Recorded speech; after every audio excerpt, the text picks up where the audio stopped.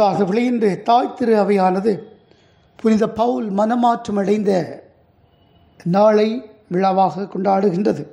நீ துன்புறுத்தும் இயேசு நானே என்ற சொற்கள் சவுலை கிறிஸ்துவின் சீடனாக மாற்றிவிட்டன.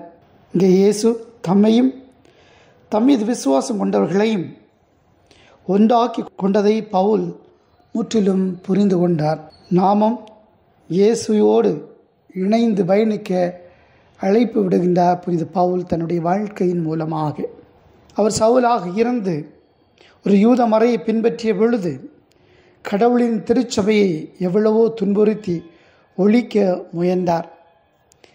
ஆனால் தாயின் வயிற்றில் இருந்தபோதே கடவுள் அவரை தேர்ந்தெடுத்தார் என்பதை உணர்ந்தவராக ஆண்டவர் இயேசு சந்தித்த பிறகு நற்செய்தியை அனைத்துலக மக்களுக்கும் அறிவிக்கும்படி தன்னை அர்ப்பணிக்கின்றார். தன்னுடைய வாழ்வின் மூலமாகவும் தன்னுடைய எழுத்துக்களின் மூலமாகவும் இயேசு கிறிஸ்துவை பிறருக்கு எடுத்துரைக்கின்றார்.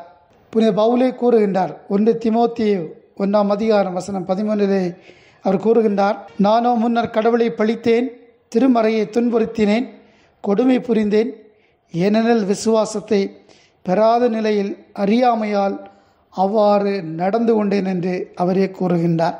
மனமாற்றம் அடைந்த பிறகு கலாத்திற்கு எழுதிய திருமுகத்திலே 2:22 பார்க்கின்ற பொழுது, நான் வாழ்வது கடவுளின் மகன் மேல் உள்ள விசுவாசத்தின் வாழ்வாகும்.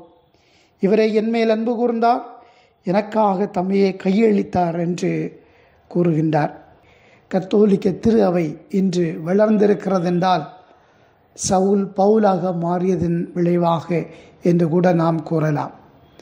மனமாற்றம் நிச்சயமாக வாழ்வை தரக்கூடியதாக அமைகின்றது, புது வாழ்வை தரக்கூடியதாக இருக்கிறது என்பதை புனித பவுலின் வழியாக நாம் புரிந்து கொள்வோம். நம்முடைய வாழ்க்கையிலும் மாற்றத்தை ஏற்படுத்துவோம், புது வாழ்வை நாம் கொண்டாடுவோம்.